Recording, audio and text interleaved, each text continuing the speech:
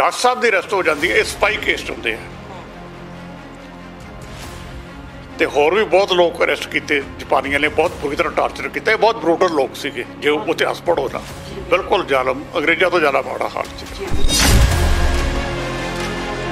इधरों Subhash Chandra Bose ultimately Japan के नाल संधि कर लेंगे। इन्होंने INA बनाई जो इन्हों की जापान नाल अलायंस हो, इन्हों हिंदुस्तान चो बाहर तो कढ़ा से कम्यूनिस्टां ने रूस भेजने वास्ते। ये पहुँच गए जर्मनी, उन्होंने नाल अलायंस हो गई। तो जापान का कब्जा इस आईलैंड से जिथे बहुत बुरी तरह लोगों को टार्चर कर रहे थे। उन्होंने ये जोड़े आईलैंड से अंडमान ते निकोबार सिंबॉलिकली ये आज़ाद हिंद की सरकार को सौंप दिता।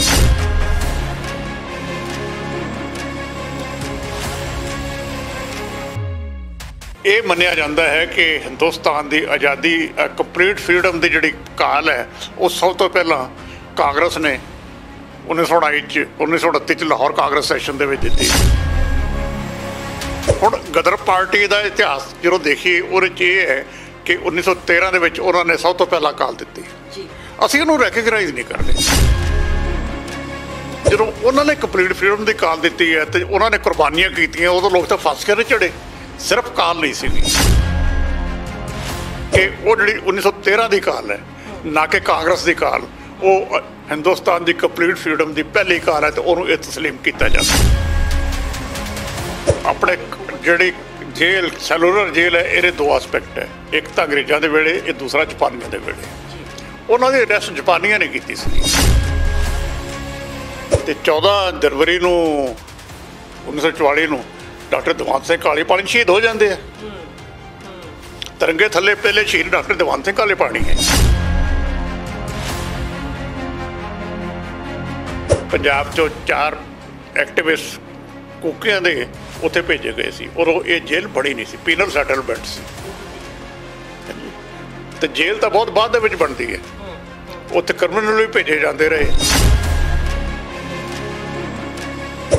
तकरीबन किन्ने नाम ने और की इस 250 के करीब ना है, उत्थे जिहड़े ना है कोई 70 के करीब सी।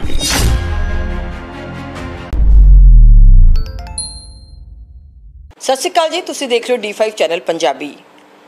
अज असी गल फिर तो करांगे आज़ादी दी, आज़ादी दे परवानियां दी, और जिथों तक आज़ादी गुलाटियां दी गल आंदी है तो उत्थे पंजाबियां दी गल तां आउणी ही आउणी है। पंजाबियां ने 80% तो ज़्यादा जिहड़े पंजाबी सीगे उन्होंने कुर्बानियां दित्तियां ने देश की आज़ादी लैण दे विच, पर फिर भी अजे तक भी सिर्फ गल्लां ही हो रही ने कि उन्होंने रैकगनीशन दी जाए, पहचान दी जाए। जितों तक काले पानी की गल की जाए, वो एक वड्डी ऐसी जगह हैगी है जिहड़ी बहुत कुछ कहती है। उत्थे पंजाबी ते खास करके बंगाल तो भी जिहड़े सीगे वो कई जिहड़े फ्रीडम फाइटर सीगे उत्थे उन्होंने जेलों च डकिया गया। सैलूलर जेलां बहुत ही डरावनी जगह हैगी है। बार बार गल तां आंदी है पर किते भी वो हजे तक प्रॉपरली तस्दीक नहीं होए ने। उसनूं लैके वार वार कोशिशां कीतियां गईयां, बहुत किताबां लिखियां गईयां, हिस्टोरीयंस ने, इतिहासकारां ने इतिहास के पन्ने च लिखियां, पर एक जर्नलिस्ट ने एक किताब लिखी है, काले पानी Punjabi role in freedom struggle. अंग्रेज़ी च किताब है तो अज रिलीज़ हुई है। तो इस किताब के लिखण वाले जिहड़े लेखक ने या जर्नलिस्ट कहना, मैं ज़्यादा पत्रकार कहना पसंद करांगी, वो ने सीनियर जर्नलिस्ट जगतार सिंह जी, जिन्हां दा नाम अपने आप दे विच है। पहले भी वो किताबां लिख चुके ने और यह उन्हां दी घट्टो घट्ट 30वीं किताब हैगी है।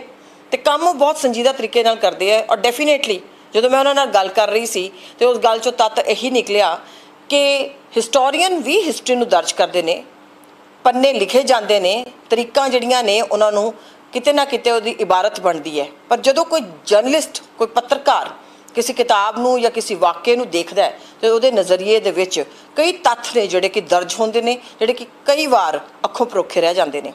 जगतार सिंह जी नाल इस ते गलबात करते हैं, बहुत ही संजीदा तरीके नाल उन्होंने किताब लिखी है, गल करते हैं। सर तुहाडा बहुत बहुत स्वागत है जी। थैंक यू जी। सर यह किताब बड़ी सीरीयस किताब हैगी है, इनू मतलब मुद्दा ही बड़ा सीरीयस हैगा। ਕਾਲੇ ਪਾਣੀ ਦੀ ਗੱਲ ਕਰ ਲਈਏ, ਪੰਜਾਬ ਦੀ ਗੱਲ ਕਰ ਲਈਏ, ਪੰਜਾਬੀਆਂ ਦੀ ਗੱਲ ਕਰ ਲਈਏ, ਸ਼ਹਾਦਤਾਂ ਦੀ ਗੱਲ ਕਰ ਲਈਏ ਤੇ ਆਜ਼ਾਦੀ ਗੁਲਾਟੀਆਂ ਦੀ ਗੱਲ ਕਰ ਲਈਏ। ਆਜ਼ਾਦੀ ਦੇ ਪਰਵਾਨਿਆਂ ਦਾ ਜਿਹੜਾ ਇਤਿਹਾਸ ਹੈ ਉਹ ਤਾਂ ਬਹੁਤ ਕਮਾਲ ਦਾ ਇਤਿਹਾਸ ਹੈ। ਮੈਂ ਇਸ ਕਰਕੇ ਇਹਨੂੰ ਕਈ ਵਾਰੀ ਸੀਰੀਅਸ ਨਹੀਂ ਕਹਿੰਦਾ ਹੁੰਦਾ, ਦਿਲਚਸਪ ਹੈ। ਅਤੇ ਜਦੋਂ ਉਹਨਾਂ ਦੇ ਇਤਿਹਾਸ ਦੇ ਵਿੱਚ ਜਾਂਦੇ ਹੈ ਅਤੇ ਕਿਵੇਂ ਲੋਕ ਉਹ ਰਹੇ, ਕਿਵੇਂ ਉਹਨਾਂ ਨੇ ਸੰਘਰਸ਼ ਕੀਤੇ ਅਤੇ ਉਹਨਾਂ ਦੀ ਕੀ ਸੋਚ ਸੀ, ਅਤੇ ਉਹ ਸਾਰਾ ਜਦੋਂ ਬਿਰਤਾਂਤ ਦੇਖੀਦਾ, ਫਿਰ ਅਸੀਂ ਜਦੋਂ ਆਪਣੇ ਆਪ ਨੂੰ ਅੱਜ ਦੇ ਸੰਦਰਭ ਦੇ ਵਿੱਚ ਦੇਖਦੇ ਹਾਂ ਵੀ ਅਸੀਂ ਕਿੱਥੇ ਖੜ੍ਹੇ ਹਾਂ ਅਤੇ ਉਹ ਲੋਕ ਸਾਡੇ ਵਰਗਿਆਂ ਵਾਸਤੇ ਕੀ ਕਰਦੇ ਰਹੇ ਹੈ, ਅਤੇ ਹੈਰਾਨੀ ਹੋ ਜਾਂਦੀ ਹੈ ਕਿ ਉਹ ਲੋਕ ਤਾਂ ਸੈਲਫਲੈਸ ਸੀਗੇ। ਉਹਨਾਂ ਨੇ ਕੋਈ ਪਾਵਰ ਸਟਰਗਲ ਨਹੀਂ ਕੀਤੀ। ਉਹ ਤਾਂ ਇਹ ਚਾਹੁੰਦੇ ਸੀ ਕਿ ਇਹ ਮੁਲਕ ਆਜ਼ਾਦ ਹੋਵੇ।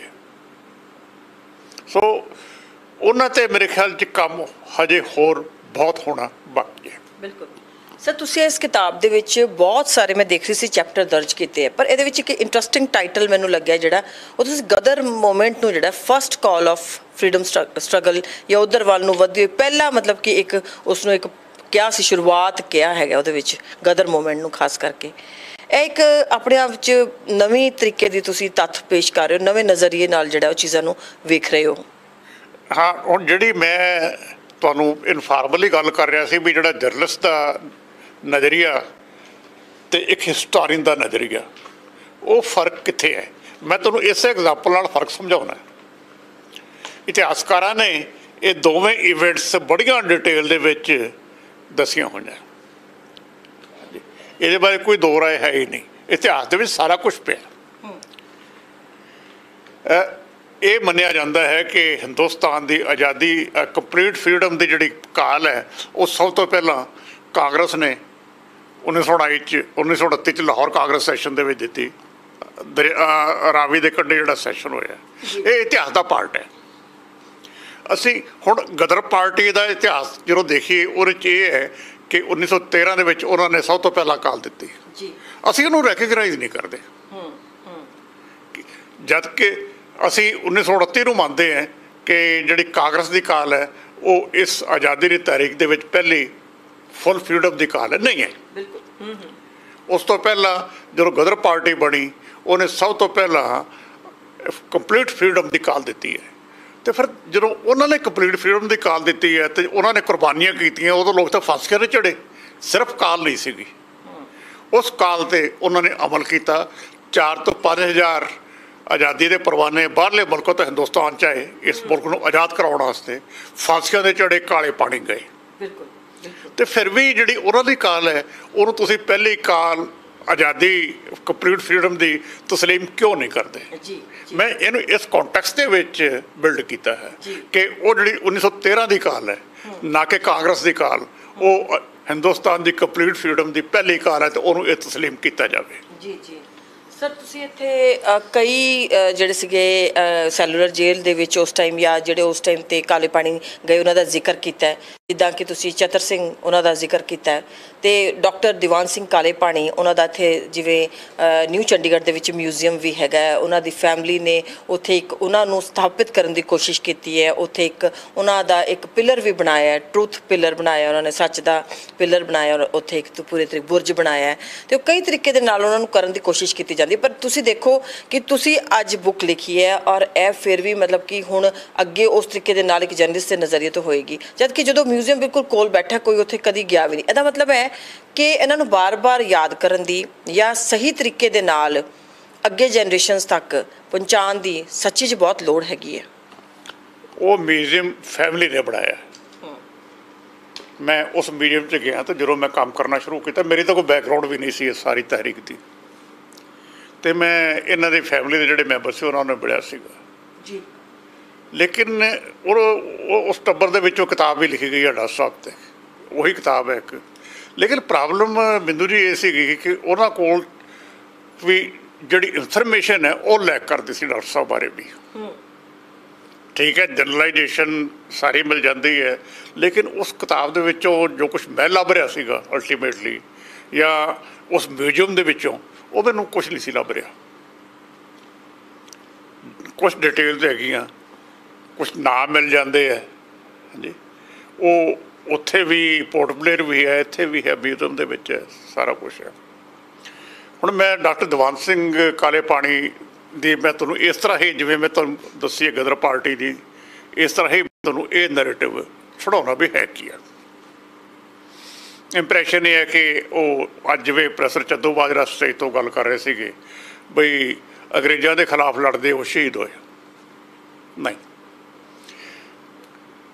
ਆਪਣੇ ਜਿਹੜੀ ਜੇਲ੍ਹ ਸੈਲੂਲਰ ਜੇਲ੍ਹ ਹੈ ਇਹਦੇ ਦੋ ਆਸਪੈਕਟ ਹੈ, ਇੱਕ ਤਾਂ ਅੰਗਰੇਜ਼ਾਂ ਦੇ ਵੇਲੇ, ਇਹ ਦੂਸਰਾ ਜਾਪਾਨੀਆਂ ਦੇ ਵੇਲੇ। ਉਹਨਾਂ ਦੀ ਅਰੈਸਟ ਜਾਪਾਨੀਆਂ ਨੇ ਕੀਤੀ ਸੀਗੀ। 1943 'ਚ ਜਾਪਾਨੀ ਇਸ ਟਾਪੂ 'ਤੇ ਕਬਜ਼ਾ ਕਰ ਲੈਂਦੇ ਹੈ ਅਤੇ ਉਹਨਾਂ ਦੀ ਸਰਕਾਰ ਬਣ ਜਾਂਦੀ ਹੈ। ਉਸ ਤੋਂ ਅੱਗੇ ਇਹ ਨੈਰੇਟਿਵ ਤੁਰਦਾ ਹੈ। ਡਾਕਟਰ ਸਾਹਿਬ ਦੀ ਅਰੈਸਟ ਹੋ ਜਾਂਦੀ ਹੈ, ਇਹ ਸਪਾਈ ਕੇਸ ਹੁੰਦੇ ਹੈ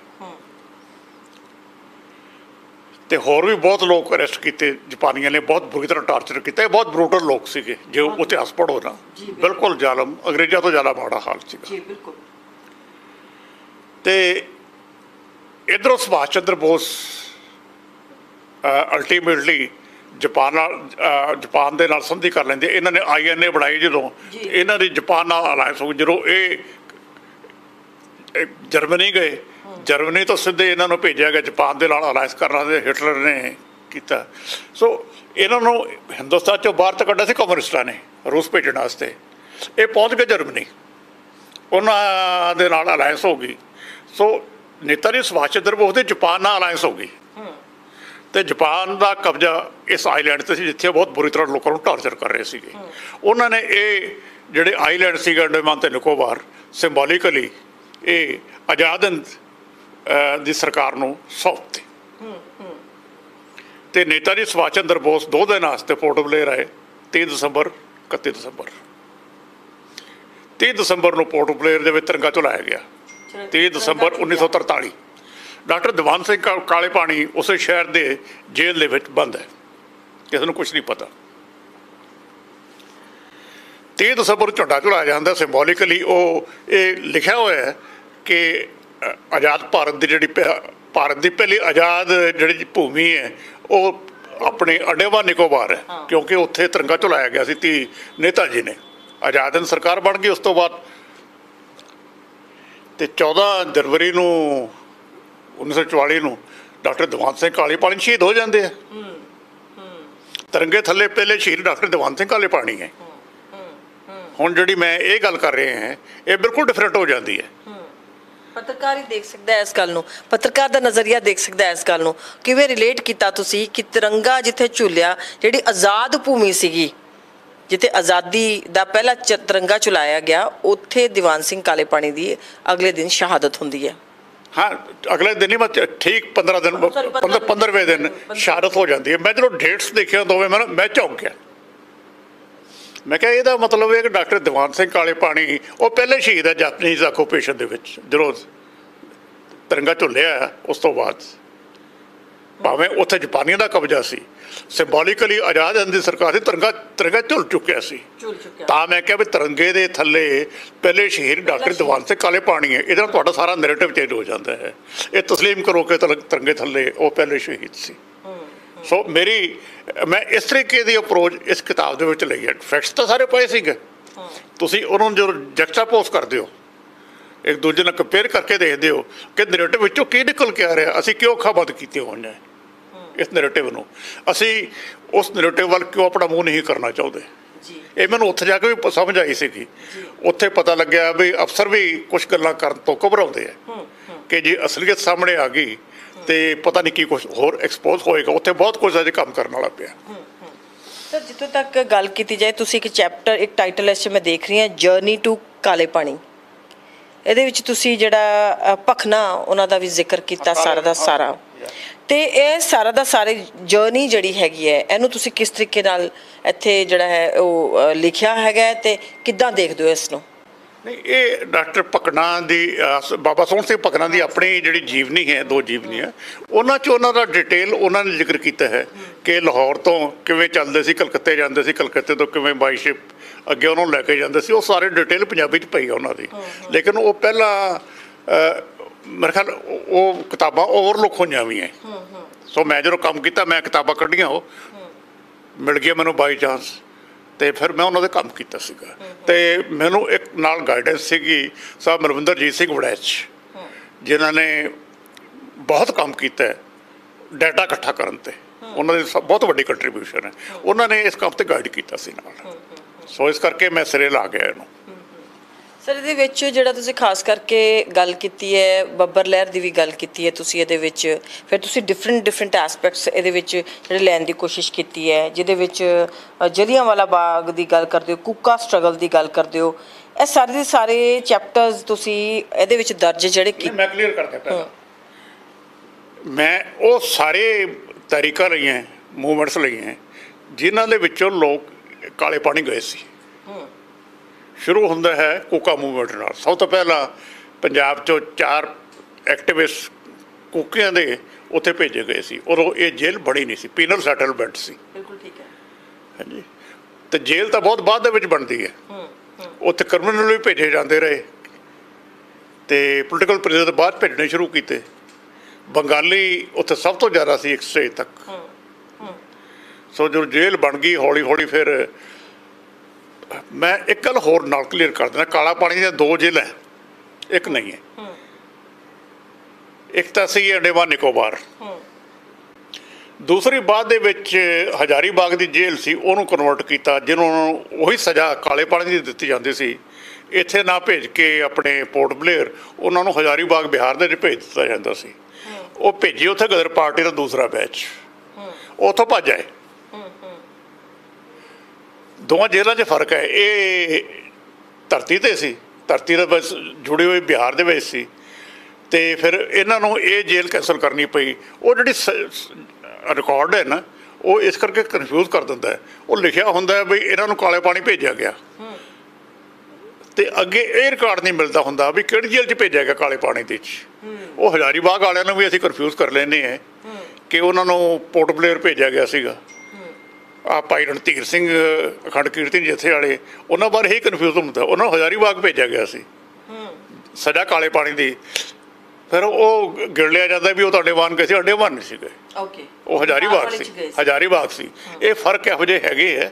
ਸੋ ਥੋੜ੍ਹੀ ਜਿਹੀ ਬਰੀਕੀ ਨਾਲ ਉਹ ਸਾਰੀ ਸਟੱਡੀ ਕਰਨੀ ਪੈਂਦੀ ਹੈ। ਸੋ ਮੈਂ ਉਹ ਸਾਰੀਆਂ ਤਰੀਕਾਂ ਜਿਨ੍ਹਾਂ ਤੋਂ ਐਕਟਿਵਿਸਟ ਇਹ ਜੇਲ੍ਹ 'ਚ ਕਾਲੇ ਪਾਣੀ ਵਾਲੀ, ਮੈਂ ਹਜ਼ਾਰੀ ਬਾਗ ਵਾਲੀ ਨਹੀਂ ਲਈ ਲਿਸਟ, ਜਿਹੜੇ ਕਾਲੇ ਪਾਣੀ ਗਏ ਇੱਧਰ ਗਏ ਸੀ, ਪੋਰਟ ਬਲੇਅਰ ਭੇਜੇ ਸੀਗੇ, ਉਹ ਸਾਰੀਆਂ ਤਹਿਰੀਕਾਂ ਕੂਕਾ ਮੂਵਮੈਂਟ ਤੋਂ ਸ਼ੁਰੂ ਕਰਕੇ ਫੌਜੀਆਂ ਤੱਕ, ਅਖੀਰ ਤੱਕ 1940 ਤੱਕ, ਉਹ ਮੈਂ ਲਏ ਜੀ।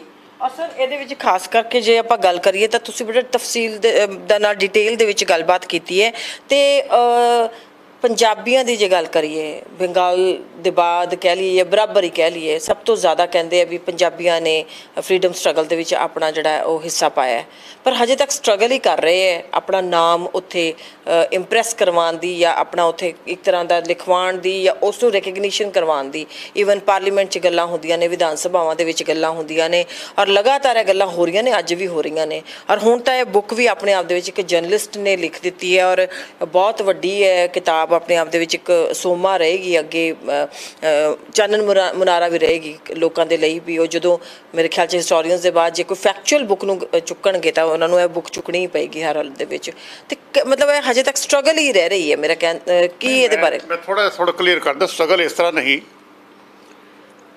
ਜਦੋਂ ਮੈਂ ਪ੍ਰੋਫੈਸ਼ਨ 'ਚ ਆਇਆ ਉਸ ਤੋਂ ਬਾਅਦ, ਕਿਉਂਕਿ ਮੈਂ ਅਕਾਲੀ ਸਟਰਗਲ ਸ਼ੁਰੂ ਤੋਂ ਹੀ, ਅਕਾਲੀ ਸਿਆਸਤ ਸ਼ੁਰੂ ਤੋਂ ਹੀ ਕਵਰ ਕਰਨ ਲੱਗ ਪਿਆ, ਔਰ ਮੈਂ ਇੰਡੀਅਨ ਐਕਸਪ੍ਰੈਸ ਜੈਨ ਦੇ ਕੁਛ ਮਹੀਨਿਆਂ ਬਾਅਦ ਹੀ ਮੈਂ ਸਮਹੋ ਮੈਨੂੰ ਚਾਂਸ ਮਿਲ ਗਿਆ ਅਤੇ ਮੈਂ ਪੋਲੀਟਿਕਸ ਵਿੱਚ ਆ ਗਿਆ ਕਵਰਿੰਗ ਕਰਨ ਦੇ ਵਿੱਚ।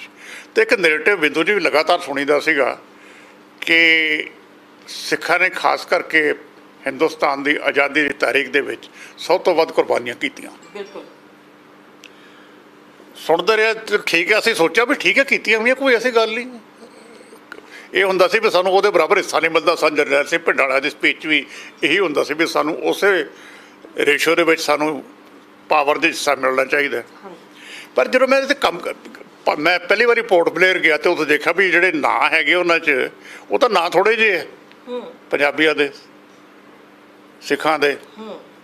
ਦੂਜੀ ਵਾਰੀ ਗਏ ਅਤੇ ਥੋੜ੍ਹੇ ਹੋਰ ਧਿਆਨ ਨਾਲ ਦੇਖਿਆ, ਉੱਥੋਂ ਕੰਮ ਸ਼ੁਰੂ ਹੋਇਆ, ਪਤਾ ਲੱਗਾ ਰਿਕਾਰਡ ਹੀ ਹੈ ਨਹੀਂ। ਜਿਹੜੇ ਸਾਡੇ ਕਲੇਮ ਹੈਗੇ ਹੈ ਉਹਨਾਂ ਨੂੰ ਸਬਸਟੈਂਸ਼ੀਏਟ ਕਰਨ ਵਾਸਤੇ ਸਾਡੇ ਕੋਲ ਕੋਈ ਐਵੀਡੈਂਸ ਨਹੀਂ ਹੈ। ਇੱਕ ਸਿਰਫ ਫਿਗਰ ਕੋਟ ਕਰਦੇ ਹੈ। ਉਹ ਪਟਾਭੀ ਸੀਤਾਰਮਈਆ ਕਾਂਗਰਸ ਲੀਡਰ ਸੀ, ਕਾਂਗਰਸ ਦੇ ਪ੍ਰਧਾਨ ਵੀ ਰਹੇ। ਉਹਨਾਂ ਦੀ ਕਾਂਗਰਸ ਦੀ ਕਿਤਾਬ ਤੇ ਉਹਨਾਂ ਦੀ ਹੈਗੀ ਹੈ ਕਿਤਾਬ, ਉਹਦੇ 'ਚ ਕਿਤੇ ਜ਼ਿਕਰ ਆਉਂਦਾ ਕੁਛ, ਉਹ ਸਿਰਫ ਉਹ ਫਿਗਰਸ ਕੋਟ ਹੁੰਦੇ, ਉਸ ਤੋਂ ਬਾਅਦ ਕੋਈ ਫਿਗਰ ਕਿਤੇ ਅਵੇਲੇਬਲ ਨਹੀਂ ਸੀਗੀ। ਜਿੰਨੀਆਂ ਜਿਵੇਂ ਬੱਬਰ ਗਦਰ ਪਾਰਟੀ ਦੀ ਕਿਤਾਬ ਲਿਖੀ ਗਈ, ਬੱਬਰ ਕਾਲੀਆਂ 'ਤੇ ਲਿਖੀ ਗਈ, ਅਲੱਗ-ਅਲੱਗ ਥੋੜ੍ਹੇ ਨਾਂ, ਕਿਤੇ ਇੱਕ ਕਿਤਾਬ 4 ਨਾਂ, ਦੂਜੇ 6 ਨਾਂ, ਇਸ ਤਰ੍ਹਾਂ ਕੰਪਰੀਹੈਂਸਿਵ ਕਿਤੇ ਕੋਈ ਲਿਸਟ ਨਹੀਂ, ਕਿਸੇ ਥਾਂ 'ਤੇ ਵੀ ਨਹੀਂ। ਨੈਸ਼ਨਲ ਆਰਕਾਈਵ ਦੇ ਵਿੱਚ ਵੀ ਨਹੀਂ ਹੈ, ਨਹੀਂ ਹੈਗੀ, ਕਲਕੱਤੇ ਵੀ ਨਹੀਂ ਹੈ, ਦਿੱਲੀ ਵੀ ਨਹੀਂ ਹੈ, ਪੋਰਟ ਬਲੇਅਰ 'ਚ ਵੀ ਨਹੀਂ ਹੈ। ਓਕੇ, ਹਾਂਜੀ। ਮੈਂ ਪੁੱਛਿਆ, ਉਹ ਕਹਿੰਦੇ ਮਿਊਜ਼ੀਅਮ ਵਾਲੇ ਕਹਿੰਦੇ ਸਾਨੂੰ ਲਿਆ ਕੇ ਦੇ ਦਿਓ। ਉੱਥੇ ਲੈਫਟੀਨੈਂਟ ਗਵਰਨਰ ਨਾਲ ਵੀ ਗੱਲ ਹੋਈ, ਕਹਿੰਦੇ ਜੋ ਤੁਸੀਂ ਅਪਡੇਟ ਕਰ ਦਿਓਗੇ ਅਸੀਂ ਇੱਥੇ ਸਾਰਾ ਅਪਡੇਟ ਅਸੀਂ ਵੀ ਕਰ ਦਿਆਂਗੇ। ਕਹਿੰਦੇ ਸਾਡੇ ਕੋਲ ਰਿਕਾਰਡ ਹੀ ਹੈ ਨਹੀਂ। ਫਿਰ ਮੈਂ ਕੰਮ ਕਰਨਾ ਸ਼ੁਰੂ ਕੀਤਾ, ਫਿਰ ਸਮਝ ਆਈ ਬਈ ਗੜਬੜ ਸਾਰੀ ਕਿੱਥੇ ਹੈ। ਰਿਕਾਰਡ ਹੈ ਨਹੀਂ ਸੀ ਕਿਤੇ। ਪੰਜਾਬੀ ਯੂਨੀਵਰਸਿਟੀ ਨੇ ਵੀ ਕੰਮ ਕੀਤਾ, ਹੋਜ਼ 2 ਵਾਲੀਅਮ 'ਚ ਉਹਨਾਂ ਦੀ ਵੀ ਹੈਗੀ ਹੈ, ਬੜੀ ਡਿਟੇਲਡ ਹੈ, ਲੇਕਿਨ ਕੰਪਲੀਟ ਨਹੀਂ ਹੈ। ਮੈਂ ਉਹ ਵੀ ਦੋਵੇਂ ਵਾਲੀਅਮ ਪੂਰੇ ਸਟੱਡੀ ਕੀਤੇ, ਸਭ ਕੁਝ ਮੇਰੇ ਕੋਲ ਪਿਆ ਸਾਰਾ ਕੁਛ। ਫਿਰ ਮੈਨੂੰ 4-5 ਸਾਲ ਲੱਗੇ ਨੈਰੇਟਿਵ ਬਿਲਡ ਕਰਨ ਦੇ ਵਿੱਚ। ਅਤੇ ਇਹ ਕਿਉਂਕਿ ਮੇਰੀ ਬੈਕਗਰਾਊਂਡ ਕੋਈ ਨਹੀਂ ਸੀਗੀ ਇਹਨਾਂ ਮੂਵਮੈਂਟਸ ਦੀ। ਫਿਰ ਮੈਂ ਸਟੱਡੀ ਕੀਤੀਆਂ ਮੂਵਮੈਂਟਸ ਸਾਰੀਆਂ, ਜੋ ਸਟੱਡੀ ਕੀਤੀਆਂ ਅਤੇ ਹੌਲੀ ਹੌਲੀ ਸਾਰਾ ਡਾਟਾ ਡਿਫਰੈਂਟ ਸੋਰਸਿਸ ਤੋਂ ਇਕੱਠਾ ਕਰਨਾ ਸ਼ੁਰੂ ਕੀਤਾ, ਅਤੇ ਉਹ ਫਿਰ ਉਹਦਾ ਰਿਜ਼ਲਟ ਇਹ ਕਿਤਾਬ ਹੈਗੀ ਹੈ। ਔਰ ਇਹਦੇ ਵਿੱਚ ਤੁਸੀਂ ਇੱਕ ਖਾਸ ਕਰਕੇ ਲਿਸਟ ਆ ਰਹੀ ਹੈ, updated list Punjabi political prisoners in ਕਾਲੇ ਪਾਣੀ। ਇਹ ਇੱਕ ਵੱਖ ਜਿਹੀ ਚੀਜ਼ ਹੈ, ਕਿਉਂਕਿ ਤੁਸੀਂ ਉਹਨੂੰ ਅਲੱਗ ਕਰਕੇ ਲਿਖਿਆ। ਅਦਰਵਾਈਜ਼ ਇਹ ਰਨਿੰਗ ਦੇ ਵਿੱਚ ਜਿਹੜਾ ਤੁਸੀਂ ਨੈਰੇਟਿਵ ਬਿਲਡ ਕਰ ਰਹੇ ਹੋ ਜਾਂ ਤੁਸੀਂ ਲਿਖ ਰਹੇ ਹੋ, ਉਹਦੇ ਵਿੱਚ ਨਹੀਂ ਆ ਰਿਹਾ। ਇੱਕ ਦੂਸਰੀ ਚੀਜ਼ ਜਿਹੜੀ ਮੈਂ ਨੋਟ ਕਰ ਰਹੀ ਹਾਂ, ਤੁਸੀਂ ਜਿਹੜੇ ਸੋਰਸ ਨੇ ਉਹਨਾਂ ਨੂੰ ਨਾਲ ਦੀ ਨਾਲ ਇੱਥੇ ਤਸਦੀਕ ਕੀਤਾ ਹੈ। ਨਹੀਂ, ਜਦ ਤੱਕ ਤੁਸੀਂ ਸੋਰਸ ਨਾਲ ਸਾਈਟ ਨਹੀਂ ਕਰੋਗੇ ਅਤੇ ਉਹ ਤਾਂ ਐਵੇਂ ਫਿਕਸ਼ਨ ਲੱਗੇਗੀ ਵੀ ਆਪਣੇ ਕੋਲੋਂ ਕਿਤਾਬ ਲਿਖੀ ਹੈ। ਮੈਂ ਜਿੰਨਾ ਕੰਮ ਕਰਦਾ, ਮੈਂ ਇੱਕ ਸੈਂਟੈਂਸ ਵੀ ਕਿਤੋਂ ਰੈਫਰ ਕਰਦਾ, ਮੈਂ ਉਹਨੂੰ ਕੋਟ ਕਰਦਾ ਕਿਤਾਬ ਵੀ ਆਹ ਸੋਰਸ ਹੈ ਇਸ ਚੀਜ਼ ਦਾ। ਜਿਹੜੀ ਤੁਸੀਂ ਅਪਡੇਟਡ ਗੱਲ ਕੀਤੀ ਹੈ, ਇਹੀ ਅਸਲੀ ਇਸ ਕਿਤਾਬ ਦੇ ਵਿੱਚ ਜਿਹੜੀ ਮੇਨ ਕੰਟਰੀਬਿਊਸ਼ਨ ਇਹ ਲਿਸਟ ਹੈ। ਅਪਡੇਟਡ ਤਾਂ ਲਿਖਿਆ ਕਿ ਇਹ ਨਾਂ ਉੱਥੇ ਪੋਰਟ ਬਲੇਅਰ ਪੂਰੇ ਨਹੀਂ ਹੈ, ਇਹ ਡਿਟੇਲਡ ਹੈ ਸਾਰੀ। ਕਿੰਨੇ ਨਾਮ ਸਰ ਦਿੱਤੇ ਤੁਸੀਂ? ਤਕਰੀਬਨ ਇਹ 'ਚ ਕਿੰਨੇ ਕੁ ਨਾਮ ਨੇ ਔਰ ਕੀ ਇਸ 250 ਦੇ ਕਰੀਬ ਨਾਂ ਹੈਗੇ ਹੈ। ਉੱਥੇ ਜਿਹੜੇ ਨਾਂ ਹੈਗੇ ਆ ਕੋਈ 70 ਦੇ ਕਰੀਬ ਸੀਗੇ ਜੀ। ਸੋ ਇਹਦੇ 'ਚ ਮਸਲਨ ਗਦਰ ਪਾਰਟੀ ਦੇ ਨਾਮ ਵੀ ਉੱਥੇ ਪੂਰੇ ਨਹੀਂ ਹੈ, ਬੱਬਰਾਂ ਦੇ ਹੈ ਨਹੀਂ, ਜਿਹੜੇ ਫੌਜੀ ਗਏ ਉਹਨਾਂ ਦੇ ਹੈ ਨਹੀਂ। ਉਹ ਸਾਰੀ ਲਿਸਟ ਦੇ ਵਿੱਚ ਮੈਂ ਕੰਪਾਈਲ ਕੀਤੀ ਹੈ। ਹਾਂਜੀ, ਸੋ ਇਸ ਕਰਕੇ ਇਹਨੂੰ ਅਪਡੇਟਡ ਲਿਸਟ ਤਾਂ ਕਿਹਾ ਗਿਆ। ਸਰ ਤੁਸੀਂ ਜਦੋਂ ਇਹ ਬੁੱਕ ਲਿਖ ਰਹੇ ਸੀਗੇ ਤਾਂ ਡੈਫੀਨੇਟਲੀ ਤੁਸੀਂ ਪਹਿਲੇ ਤਾਂ ਕਿਉਂਕਿ ਡਿਫਰੈਂਟ ਤਰੀਕੇ ਦਾ ਕੰਮ ਕੀਤਾ, ਤੁਹਾਡੀਆਂ ਤਿੰਨੋਂ ਬੁੱਕਸ ਜਿਹੜੀਆਂ ਹੈਗੀਆਂ ਨੇ ਉਹ ਕੁਝ ਵਕਤ ਤੋਂ ਹਟ ਕੇ ਨੇ, ਕੁਝ ਸਬਜੈਕਟਸ ਜਿਹੜੇ ਨੇ ਉਹ ਡਿਫਰੈਂਟਲੀ ਤੁਸੀਂ ਦੇਖਿਆ, ਜਿਹੜਾ ਸਬਜੈਕਟ ਚੁੱਕਦੇ ਹੋ ਉਹਨੂੰ ਡਿਫਰੈਂਟ ਨਜ਼ਰੀਏ ਨਾਲ ਦੇਖਿਆ, ਉਹਦੇ 'ਚ ਨਵੇਂ ਫੈਕਟ ਜਿਹੜੇ ਉਹ ਹਮੇਸ਼ਾ ਤੁਸੀਂ ਉਹਦੇ ਵਿੱਚ ਐਸਟੈਬਲਿਸ਼ ਕਰਨ ਦੀ ਕੋਸ਼ਿਸ਼ ਕਰਦੇ ਹੋ। ਨਵੇਂ ਇਨ ਦਾ ਸੈਂਸ ਕਿ ਜਿਹੜੇ ਕਿਸੇ ਨੇ ਵੀ ਨਹੀਂ ਕੀਤੇ ਉਹ ਦਰਜ ਕਰਨ ਦੀ ਕੋਸ਼ਿਸ਼ ਕਰਦੇ ਹੋ, ਔਰ ਕੀਤੇ ਨੇ, ਬਹੁਤ ਬਾਖੂਬੀ ਕੀਤੇ ਨੇ। ਔਰ ਤੁਹਾਡਾ ਨੈਰੇਟਿਵ ਜਿਹੜਾ ਹੁੰਦਾ ਉਹ ਬਹੁਤ ਹੀ ਇੱਕ ਡਾਇਰੈਕਸ਼ਨ 'ਚ ਡਿਫਰੈਂਟ ਡਾਇਰੈਕਸ਼ਨ 'ਚ ਹੁੰਦਾ, ਮੀਨਸ ਡਿਫਰੈਂਟ ਇਨ ਦਾ ਸੈਂਸ ਕਿ ਉਹ ਕੜੀਆਂ ਜੁੜਦੀਆਂ ਨੇ ਉਹਦੇ 'ਚ ਕੋਈ ਗੈਪਸ ਨਹੀਂ ਲੱਗਦੇ, ਕੜੀਆਂ ਜੁੜਦੀਆਂ ਨੇ। ਇੱਦਾਂ ਲੱਗਦਾ ਹੈ ਕਿ ਜਿਹੜਾ ਨੈਰੇਟਿਵ ਹੈਗਾ ਇਹ ਬਿਲਕੁਲ ਹੀ ਟਰੂ ਫੈਕਟਸ 'ਤੇ ਹੈਗਾ। ਨਹੀਂ ਤਾਂ ਕਈ ਵਾਰੀ ਤੁਸੀਂ ਕੋਈ ਜਿਵੇਂ ਮੂਵੀ ਵੀ ਦੇਖਦੇ ਹੋ ਜਾਂ ਕੋਈ ਬੁੱਕ ਪੜ੍ਹੋ, ਉਹਦੇ 'ਚ ਕੁਛ ਨਾ ਕੁਛ ਗੈਪਸ ਨਜ਼ਰ ਆਉਂਦੇ ਨੇ। ਲੱਗਦਾ ਵੀ ਇਹ ਜਿਹੜਾ ਐਪੀਸੋਡ ਦੂਸਰੇ ਦੇ ਨਾਲ ਕਨੈਕਟ ਨਹੀਂ ਕਰ ਰਿਹਾ, ਕਨੈਕਟੀਵਿਟੀ ਨਹੀਂ ਹੈਗੀ। ਉਹ ਸਾਰੀਆਂ ਦੇ ਵਿੱਚ ਤੁਸੀਂ ਕਦੋਂ ਪਹਿਲਾਂ ਤਾਂ ਸੋਚਿਆ ਕਦੋਂ ਕਿ ਮੈਂ ਕਾਲੇ ਪਾਣੀ 'ਤੇ ਕੰਮ ਕਰਾਂ, ਔਰ ਇਹ ਤੁਸੀਂ ਇਸ ਤਰੀਕੇ ਦੇ ਨਾਲ ਇਹਨੂੰ ਕੀਤਾ, ਤਾਂ ਤੁਹਾਨੂੰ ਸਾਰਾ ਕੰਮ ਕਰਨ ਦੇ ਵਿੱਚ ਸਭ ਤੋਂ ਜ਼ਿਆਦਾ ਔਖਾਈ ਕਦੋਂ ਆਈ? ਜਦੋਂ ਤੁਹਾਨੂੰ ਸ਼ਾਇਦ ਲੰਬਾ ਟਾਈਮ ਲੱਗਿਆ ਹੋਵੇ, ਕੁਛ ਮਿਲ ਨਾ ਰਿਹਾ ਹੋਵੇ, ਕਿਉਂਕਿ ਤੁਸੀਂ ਸਿੰਪਲ ਰਾਈਟਰ ਨਹੀਂ ਹੈਗੇ, ਤੁਸੀਂ ਚੀਜ਼ਾਂ ਨੂੰ ਕਨੈਕਟ ਕਰਦੇ ਹੋ। ਜੇ ਕਨੈਕਟ ਨਾ ਹੋਣ ਤਾਂ ਤੁਸੀਂ ਫਿਰ ਉਸ 'ਤੇ ਕੰਮ ਕਰਦੇ ਹੋ। ਇੰਨਾ ਤਾਂ ਮੈਨੂੰ ਪਤਾ ਹੈ ਘੱਟੋ ਘੱਟ। ਹਾਂ, ਤੁਹਾਡਾ ਸਵਾਲ ਇੰਟਰਸਟਿੰਗ ਹੈ। ਜਿਹੜੀ ਤੁਸੀਂ ਕਲੈਕਟ ਕਰਨ ਦੀ ਗੱਲ ਕੀਤੀ ਹੈ ਬਿੰਦੂ ਜੀ, ਇਹ ਤਾਂ ਬੇਸਿਕ ਟ੍ਰੇਨਿੰਗ ਦਾ ਪਾਰਟ ਹੈ ਜਰਨਲਿਜ਼ਮ ਦਾ। ਜੇ ਮੈਂ ਖਬਰ ਲਿਖਣੀ ਹੈ ਉਹ ਕਨੈਕਟ ਤਾਂ ਹੋਣੀ ਚਾਹੀਦੀ ਹੈ।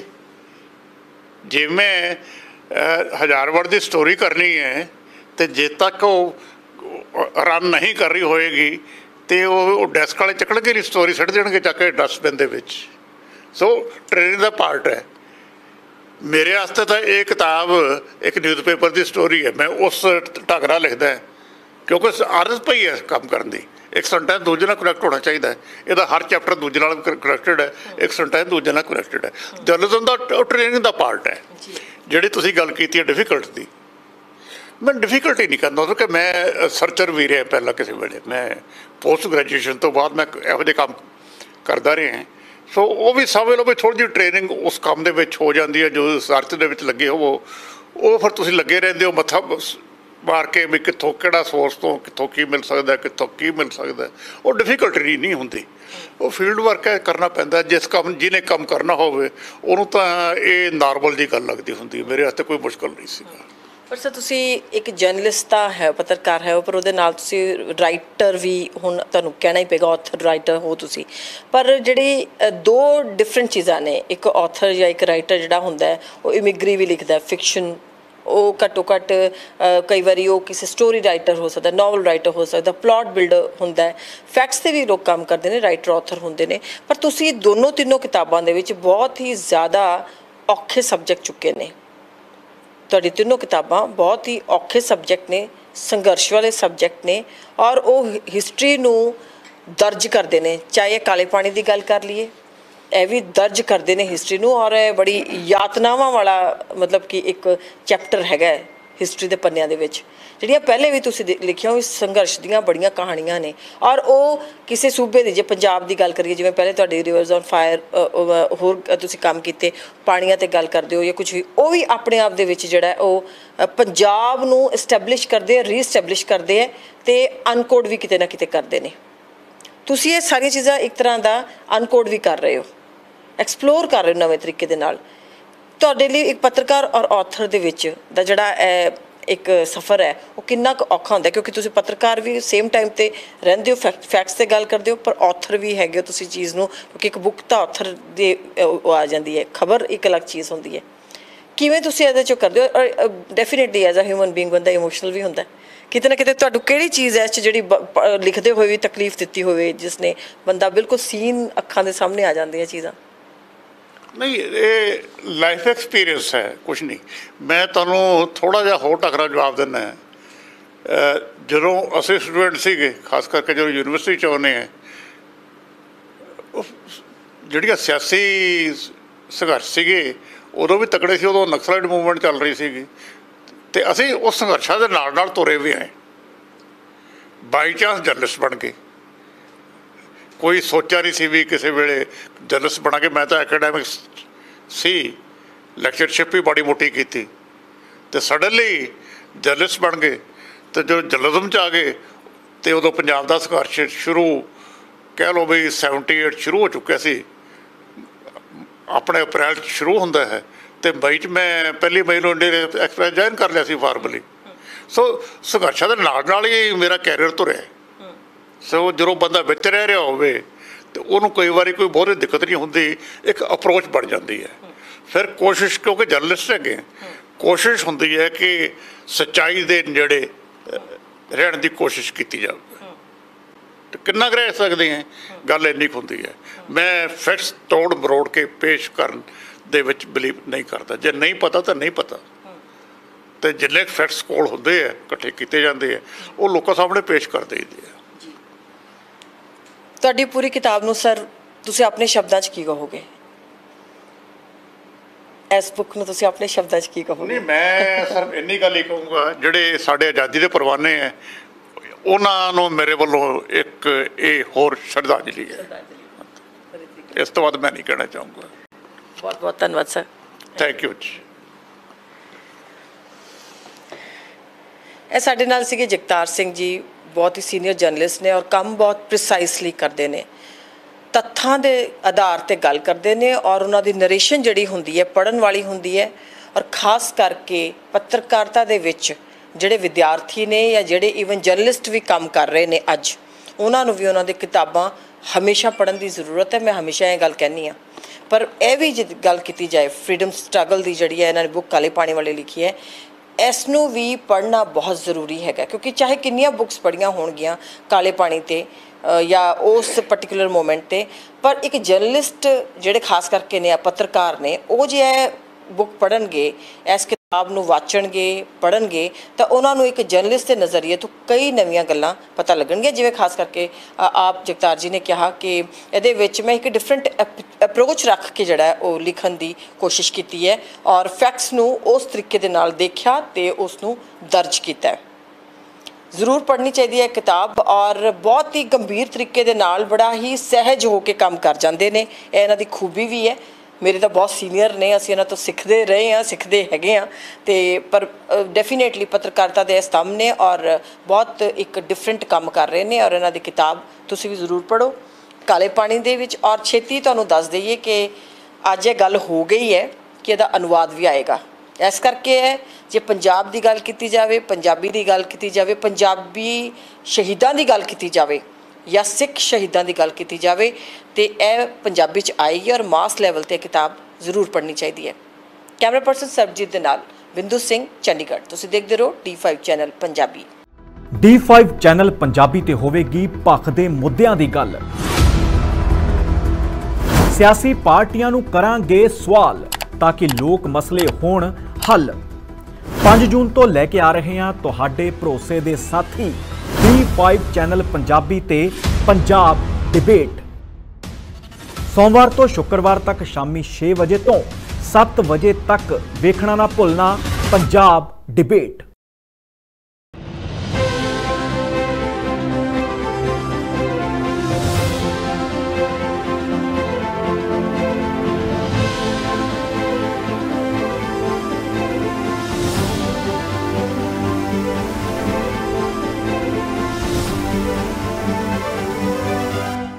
निडर हाँ निरपक्ष रहांगे, आजाद हाँ सच कहांगे। गल करांगे सियासी हवा दी, होणगे हुक्मरानां नूं सिद्धे सवाल। सब तो पहला पहुंचावांगे तुहाडे तक सिर्फ सच्ची खबर। दसांगे कौन कर रहा है थोड़े ते सबर। विदेशां 'च बैठे पंजाबियां दे हक दी करांगे गल। कनेडा दी हर सियासी खबर लेके आवांगे तुहाडे वल। उभरांगे पंजाब दी आवाज बन के। होणगे हर पहलू ते रोज चर्चे। खुलांगे अंदरूनी राज। बनांगे बुलंद आवाज। खेड सिक्ख्या सेहत खेती दी बात पावांगे। हर पिंड हर शहर जावांगे। मनोरंजन नाल जुड़े कलाकारां नाल करवावांगे मुलाकात। संघर्षां वाली जिंदगी ते मारांगे चाल। की ने साडे कानून फर्ज ते अधिकार। की करदी है साडी सरकार। ਕੀ ਹੈ ਤੁਹਾਡੀ ਮੁਸ਼ਕਲ ਦਾ ਹੱਲ। D5 ਚੈਨਲ ਪੰਜਾਬੀ ਦੀ ਕਚਹਿਰੀ 'ਚ ਹੋਵੇਗੀ ਸਿਰਫ ਲੋਕਾਂ ਦੀ ਗੱਲ। धर्म, धरोहर, सेहत और संस्कृति की होगी बात। अब D5 चैनल हिंदी भी होगा सर। D5 ਚੈਨਲ ਪੰਜਾਬੀ, ਆਪਣੀ ਧਰਤੀ ਆਪਣੇ ਲੋਕ। ਸਤਿ ਸ਼੍ਰੀ ਅਕਾਲ ਜੀ, ਮੈਂ ਹਾਂ ਕੁਲਰਾਜ ਰੰਧਾਵਾ ਤੇ ਤੁਸੀਂ ਵੇਖ ਰਹੇ ਹੋ D5 ਚੈਨਲ ਪੰਜਾਬੀ ਜਿਹੜਾ ਲਾਂਚ ਹੋ ਚੁੱਕਾ ਹੈ ਹੁਣ ਕੈਨੇਡਾ ਵਿੱਚ।